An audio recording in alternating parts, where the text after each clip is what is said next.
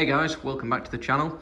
Not done any videos for a little while because we've been moving house, so this is basically a quick tour of what I'm going to call Detailing Garage Mark II. So like I say, we've moved house.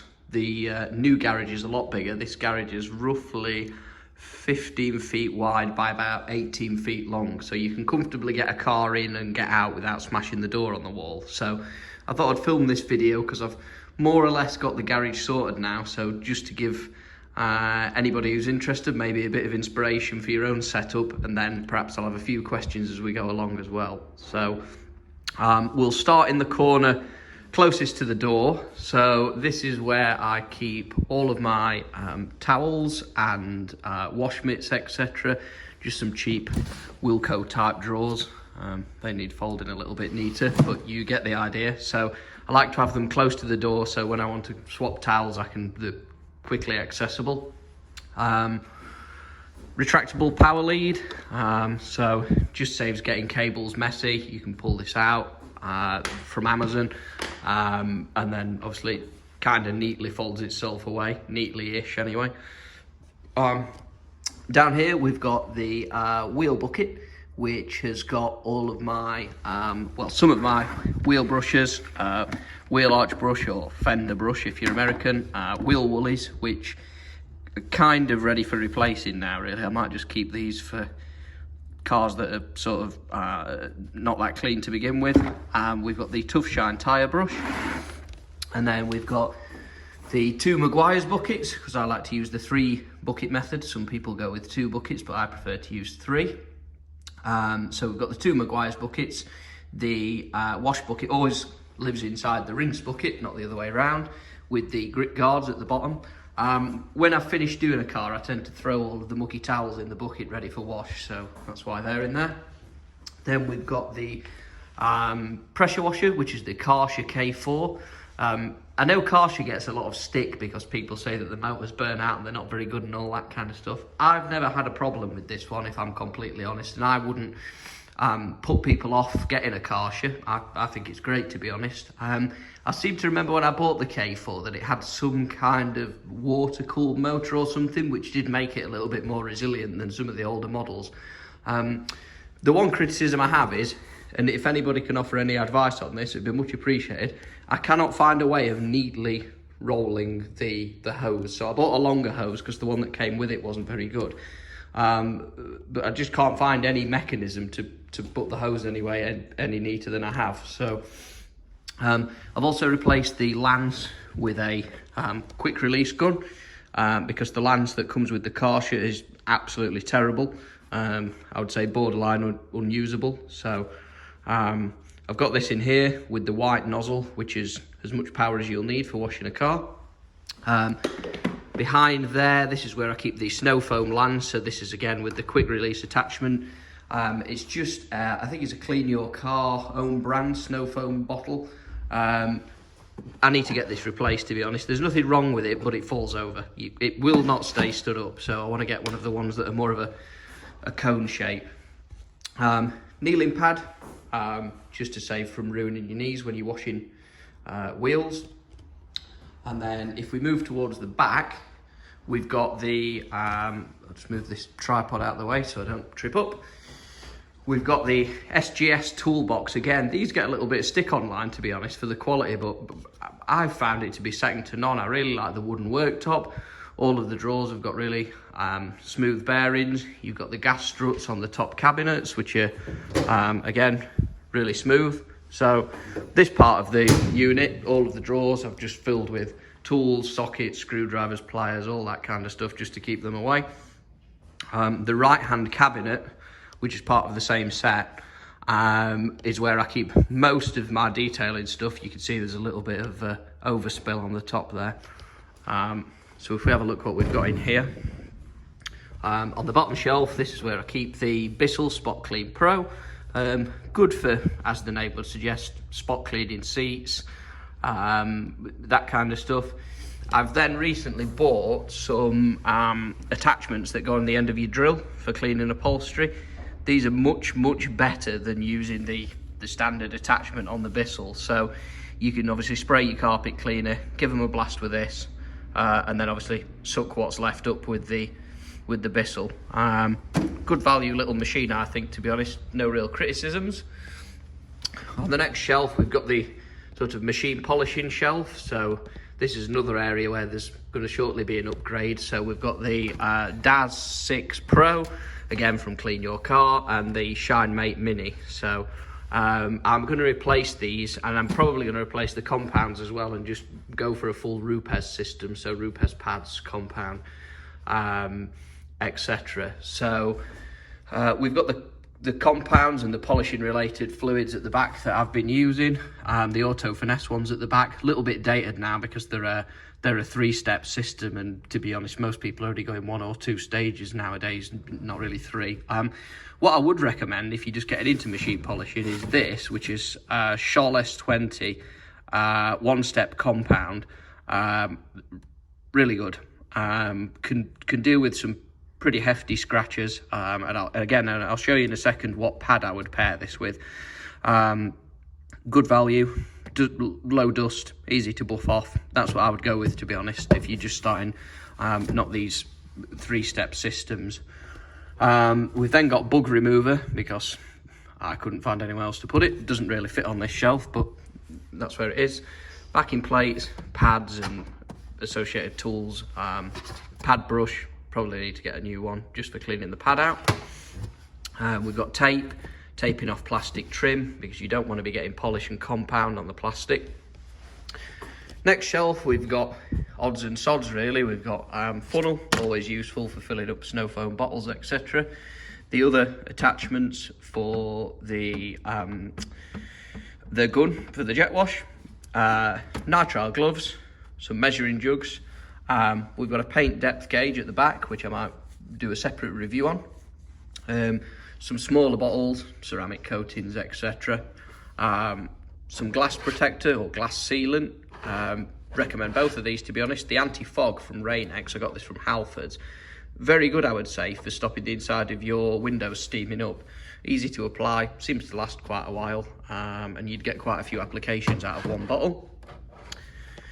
The next shelf, we've got pads and applicators. I've had a bit of a sort out in here because, as I say, I'm going to replace these with a Rupes system. So in this tub here, we've got the sponges and things that I use for plastic and tyre dressings, because they always get gunked up and get everywhere. We've got some sort of pads and things that I use for cleaning exhaust tips. We've got the Yum Cars Wax Hex Grip Applicator. You'll see as we go through, I use quite a lot of Yum Cars products now. Very good, local business. I might do a separate review of their products at some point. And then we've got some other applicators, some suede applicators and pads. The pad I would recommend, is if you're doing a 1-step polish with the Scholl, as I've shown you before, is this, which is the green Hex Logic pad. Obviously get the right size pad for your machine, but very good all-round pad, doesn't leave really any marks or marring and things. It's reasonably soft, but you'll still get a reasonable level of cut for getting minor scratches and swirls. On the top, we've got clay mitts, clay bar. I'm thinking about doing a separate video on clay, to be honest, because I think a lot of people sort of want to know the difference between using a mitt and using clay bars. I think a lot of it comes down to personal preference, really. But that's where they are. We've then got waxers. So we've got the P21S Carnauba wax, which is a very good wax. And then at the back, we've got Fuso Coat, which is the dark variant for dark coloured paint. Tried that for the first time the other day. Very good. If you get too much on, it's a little bit difficult to buff off. That's my only criticism. And to be fair, to begin with, I did get too much on and it was difficult.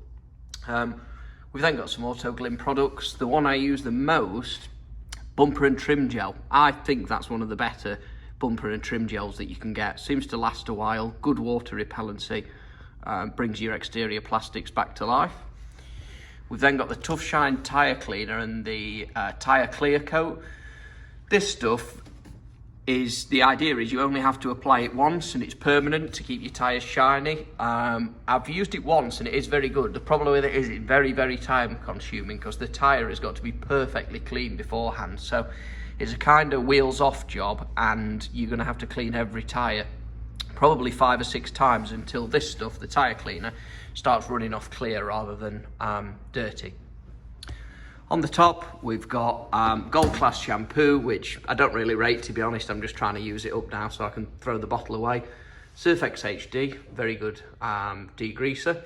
And then we've got 3 of the Car Pro products, the Eraser, the Tarex, and the Spotless for getting rid of watermarks. Again, very good products. On the Workbench, we've got Yum Wax, which isn't in the right bottle. I smashed the bottle on the floor and the top came off, which is why it's there, waiting for me to put it back into an appropriate bottle. A few more Autoglym products. Engine and machine cleaner, which I think is a good all-round degreaser. Can be diluted, fairly cost effective. And then to the left-hand side of the unit, we've got Yum Wheels, the big 5 litre, and the Yum Foam. As I say, Yum products, very good. They do cost a little bit more. They're a premium product, but they're very, very effective. I like the pumps for the bottles, so you can just come over with your snow foam bottle, pump straight in, no messing around.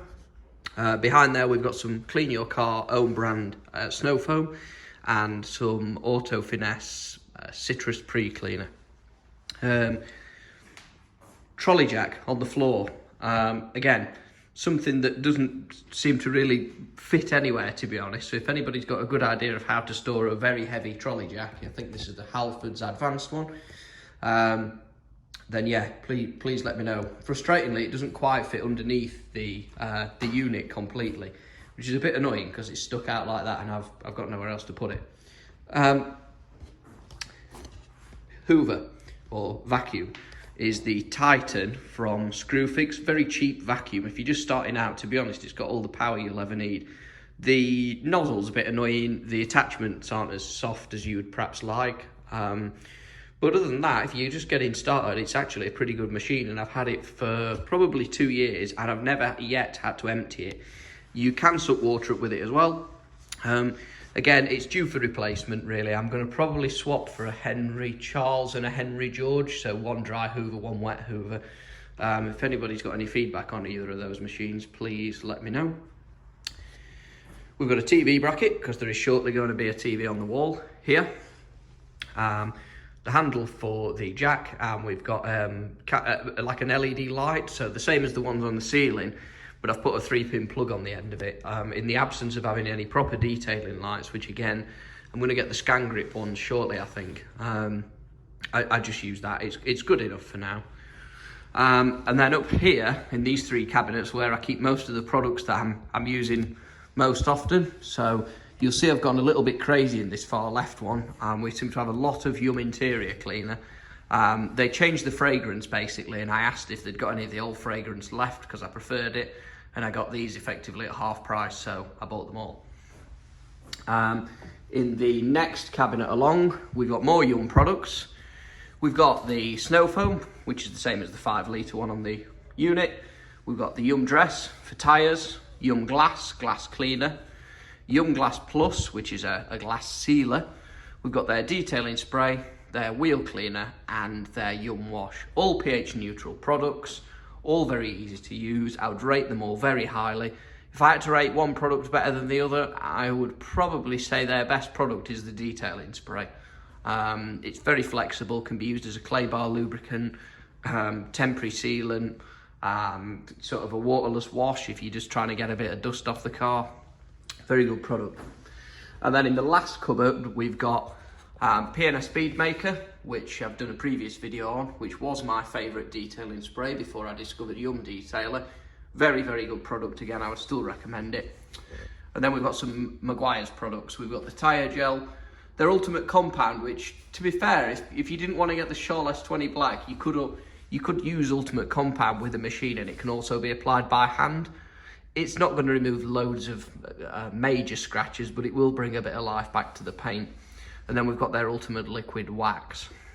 So hopefully everybody will think that that's all very reasonably organised. If anybody's got any hints or suggestions of how to improve, let me know. So in terms of what's left to do in the garage, I spent a lot of time painting these breeze blocks. And if anybody's thinking about doing it, it looks amazing when you've done it, but you will use a lot of paint, a hell of a lot of paint. So just be warned. I didn't water the first coat down, which perhaps would have made it slightly easier, but yeah, they could even perhaps do with another coat, but they'll be staying like that for now. And then perhaps the greatest expense has been on the floor, which isn't yet finished. I'm waiting for some more tiles to come so I can do the edge, and those of you who are keen-eyed will have noticed there's 2 missing from under the unit as well. But this is the Swiss Trax Rib Trax floor, so I've gone for just slate grey. You can get loads of colours, you can make different patterns, you can do whatever you like really, and they do different types of floor as well, so you can get tiles that are a bit smoother than this. I got them from a company called Gala Tent. There aren't that many companies in the UK that sell these tiles, but well worth the expense. Don't get the cheaper ones. These will take some crazy amount of weight per tile. You can jack a car up on them. They don't move around once they're clipped together. Very good tiles. Well impressed. Obviously I've had a car in here, so you can just mop them down afterwards. One recommendation that I had, which I would probably agree with, is not to get black. Simply because it shows up too many marks. So I've gone with grey, which, although you can still see a little bit of mud, I dare say is probably better than what it would look if I'd gone with black. And then for the ramps at the front, I just went with the red ramps just to make it look a little bit different. So in terms of future plans, the next thing that needs to happen once I've upgraded some of the things that I've already mentioned is probably the door. So I don't want an up and over door. I want an electric roller that's insulated. I'm lucky enough with this garage that it's double skinned. It's actually brick and block. So if I had an insulated door, it would be reasonably warm in here and reasonably soundproof, so you're not constantly annoying the neighbours, machine polishing, etc. The next thing to finish as well is the ceiling. So I've boarded out what you would probably call the loft of the garage, and I've boarded out underneath on one half. That needs to be painted white, and then the same again on the other side. So once it's done and the TV is up, it'll be a fairly comfortable space, and you know, if I ever get kicked out by my other half, I'll probably move into the garage because it's probably my favourite place to be in the house now. So if anyone has any comments or feedback, I know it's a bit of a all over the place video. I didn't really write a script of such. I just sort of picked up the camera and I've filmed it. If anyone's got any feedback or questions or anything, please leave them in the comments. If you liked the video, please obviously like and subscribe. It'd be really appreciated. But yeah, if anyone wants any more information on anything, I know I talk ridiculously quickly, then please let me know. But thanks for watching.